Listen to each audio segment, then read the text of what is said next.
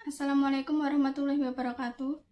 Perkenalkan, nama saya Ida Kumalasari, NIM J4101900099 dari Program Studi Kesehatan Masyarakat 4B. Dan juga rekan saya, Wanda Averelia, NIM J4101900127.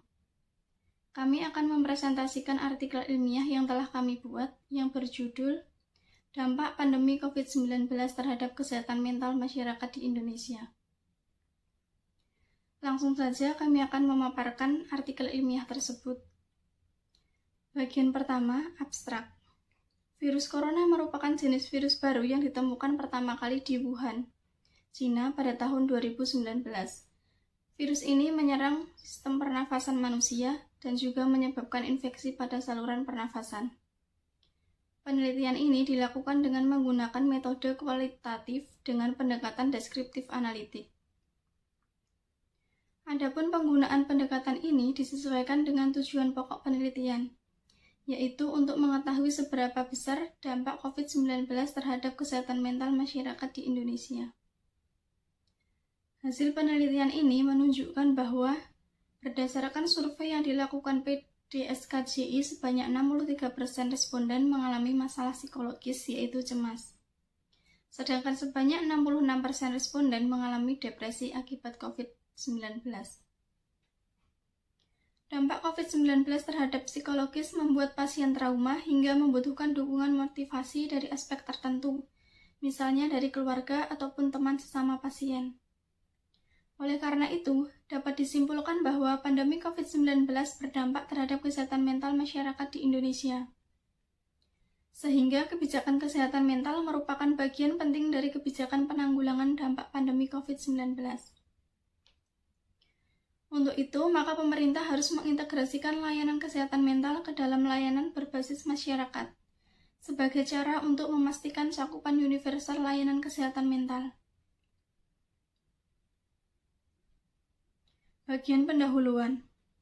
Pada bagian pendahuluan, kami banyak memaparkan mengenai masalah kesehatan yang diakibatkan oleh pandemi COVID-19. Coronavirus disease pada tahun 2019 menjadi permasalahan global yang cukup serius. Virus corona merupakan wabah yang saat ini sedang melanda banyak negara di dunia. Gejala virus corona mirip dengan penyakit SARS. Namun, jika dilihat dari persentase angka kematian, kasus kematian akibat SARS 9,6% lebih tinggi dibanding COVID-19, yaitu kurang dari 5%. Meskipun demikian, jumlah kasus dan penyebaran COVID-19 lebih banyak dan lebih luas dibanding SARS. Gejala umum yang didapati oleh pasien COVID-19 adalah demam, batuk, dan mialgia atau kelelahan. Sedangkan gejala yang spesifik yaitu batuk berdahak, sakit kepala, hemoptisis atau batuk yang mengandung darah, maupun diare.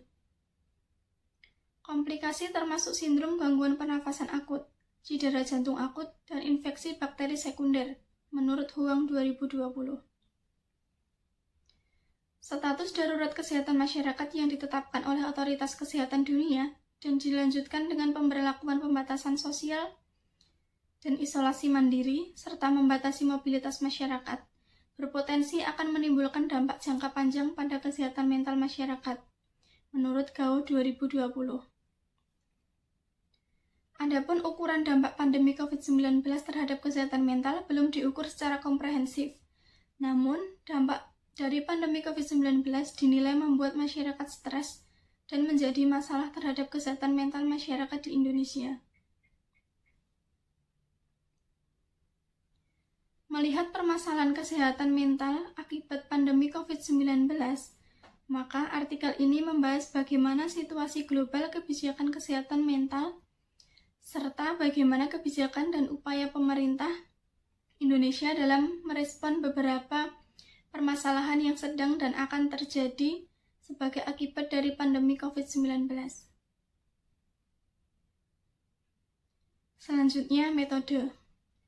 Penelitian ini dilakukan dengan menggunakan metode kualitatif dengan pendekatan deskriptif analitik untuk membahas permasalahan yang ada. Penggunaan pendekatan ini disesuaikan dengan tujuan pokok penelitian, yaitu untuk mengetahui bagaimana dampak COVID-19 terhadap kesehatan mental masyarakat di Indonesia. Hasil dan pembahasan. Kesehatan mental atau kesehatan jiwa merupakan aspek penting dalam mewujudkan kesehatan secara menyeluruh. Kesehatan mental juga penting diperhatikan layaknya kesehatan fisik. Hal ini sebagaimana definisi sehat yang dikemukakan oleh WHO, bahwa kesehatan mental merupakan komponen mendasar dari definisi kesehatan. Kesehatan mental yang baik memungkinkan orang untuk menyadari potensi mereka, mengatasi tekanan kehidupan yang normal, bekerja secara produktif, dan juga berkontribusi pada komunitas mereka. Sedangkan menurut Undang-Undang Nomor 3 Tahun 1966, yang dimaksud dengan kesehatan jiwa adalah suatu kondisi yang memungkinkan perkembangan fisik, intelektual, dan emosional yang optimal dari seseorang dan perkembangan itu berjalan selaras dengan keadaan orang lain. Sedangkan gangguan kesehatan mental adalah kondisi individu yang memiliki gejala-gejala gangguan kejiwaan. Meskipun masalah kesehatan mental kian memburuk di era pandemi, namun investasi dalam penanggulangan tidak ada peningkatan yang berarti, yang ditandai dengan kurangnya sumber daya dan layanan serta adanya kesenjangan pengobatan yang besar. Konsekuensi langsung dan tidak langsung dari pandemi COVID-19 dapat berdampak pada peningkatan pelayanan di fasilitas kesehatan. Sistem kesehatan di dunia mendapatkan tantangan karena peningkatan kasus kesehatan mental dan penambahan jumlah kelompok rentan. Gangguan kesehatan mental yang sudah ada sebelumnya meningkatkan resiko keparahan penyakit dan kematian. Lebih lanjut, peningkatan gangguan kecemasan akibat takut terinfeksi, sakit, atau kehilangan anggota keluarga, serta kelompok rentan secara sosial dan ekonomi menjadi masalah kesehatan mental yang dampaknya kemungkinan terasa secara jangka panjang. Hal ini membutuhkan kebijakan pencegahan secara sistematis oleh semua negara. Menurut WHO 2020, menilik riset kesehatan dasar tahun 2018 menemukan 14% keluarga yang melakukan kekurungan dengan 31,5% melakukannya dalam 3 bulan terakhir. Data WHO pada tahun 2017 menunjukkan tingkat psikiater 0,31, tingkat perawat kesehatan mental 2,52, dan pekerja sosial menilai 0,17, semua per 100 populasi. Mengkonfirmasi kurangnya sumber daya kesehatan mental di Indonesia. Disability Adjusted Life Year atau DALY mencapai 2.463.29 per 100 populasi dan tingkat kematian bunuh diri 3,4 tanpa strategi terkait pencegahan bunuh diri ditemukan. Prevalensi nasional depresi di antara orang-orang kurang lebih 15 tahun mencapai 6,1% dengan hanya 9% dari mereka yang menerima perawatan dari para profesional, menurut Kementerian Kesehatan RI 2019. Pada Juli 2020, kasus bunuh diri terjadi pada pasien COVID di Surabaya, Jawa Timur dari lantai 6 rumah sakit karena depresi dikarenakan pasien 7 kali melakukan swab dan hasilnya selalu positif terjadi. Antara 2020 Februari 2020. Kasus ini menjelaskan bahwa pandemi COVID-19 pemicu permasalahan kesehatan mental pada tahap yang memprihatinkan. Survei mengenai kesehatan mental melalui swab periksa yang dihimpun oleh Penghimpunan Dokter Spesialis Kedokteran Jiwa Indonesia atau PDSKJI yang dilakukan secara daring menjelaskan bahwa banyak 63% responden mengalami cemas dan 66% responden mengalami depresi akibat pandemi COVID-19. Gejala cemas utama adalah merasa khawatir sesuatu yang buruk akan terjadi. Kekhawatiran berlebih, mudah marah, dan sulit rileks. Sementara gejala depresi utama yang muncul adalah gangguan tidur, kurang percaya diri, lelah, tidak bertenaga, dan kehilangan minat. Lebih lanjut, sebanyak 80% responden memiliki gejala stres pasca trauma psikologis karena mengalami atau menyaksikan peristiwa tidak menyenangkan terkait COVID-19. Gejala stres pasca trauma psikologi berat dialami 46% responden, gejala stres pasca trauma psikologi sedangkan dialami 33% responden. Gejala stres pasca trauma psikologis ringan dialami 2% responden, sementara 19% tidak ada gejala. Adapun gejala stres pasca trauma yang menonjol yaitu merasa berjarak dan terpisah dari orang lain, serta merasa terus waspada, berhati-hati, dan berjaga-jaga. Menurut Perhimpunan Dokter Spesialis Kesehatan Jiwa Indonesia 2020, setidaknya terdapat 4 faktor risiko utama depresi dari 14 yang umumnya ditemukan yang muncul akibat pandemi COVID-19, yaitu isolasi dan social distancing, tekanan ekonomi, stres dan depresi pada tenaga kesehatan, dan stigma dan diskriminasi.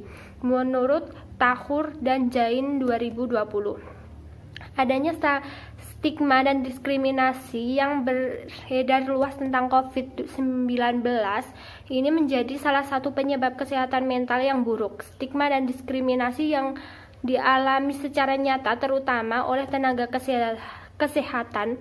Bentuk stigma yang dialami antara lain berupa orang-orang sekitar menghindari dan menutup pintu saat melihat perawat, diusir dari tempat tinggal, dilarang naik kendaraan umum, keluarga dikucilkan, dilarang menikahi mereka, dan ancaman diceraikan oleh suami atau istri.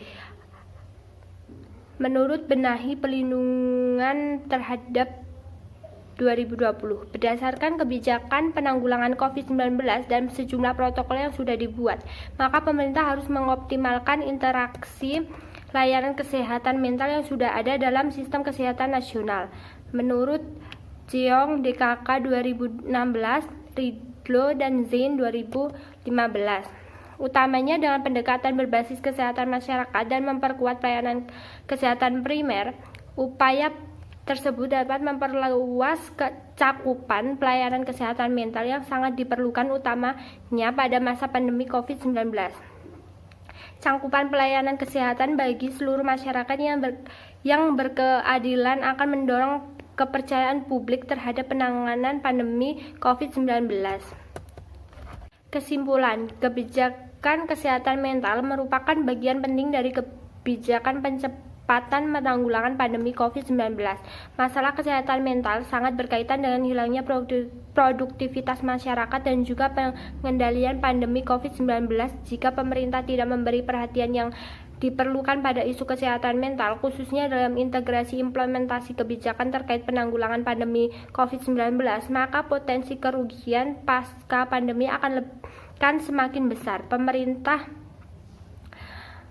Pemerintah harus mengintegrasi layanan kesehatan mental ke dalam layanan berbasis masyarakat sebagai cara untuk memastikan cakupan universal layanan kesehatan mental. Dampak COVID-19 terhadap psikologi pasien, yaitu pasien mengalami penurunan motivasi, terkejut, sedih, tertekan, insomnia, trauma, sehingga membutuhkan dukungan motivasi dari aspek tertentu seperti keluarga dan teman sesama pasien. Gejala stres pasca trauma yang menonjol yaitu merasa berjarak dan terpisah dari orang-orang lain, serta merasa terus waspada, berhati-hati, dan berjaga-jaga.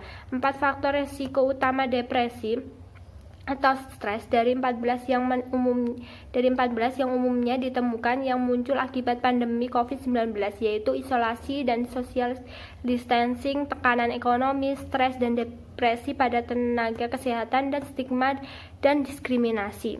Daftar pustaka Ilham Aksanu Ridho 2020, Pandemi COVID dan Tantangan Kebijakan Kesehatan Mental di Indonesia, Departemen Administrasi Kebijakan Kesehatan, Fakultas Kesehatan Masyarakat, Universitas Airlangga.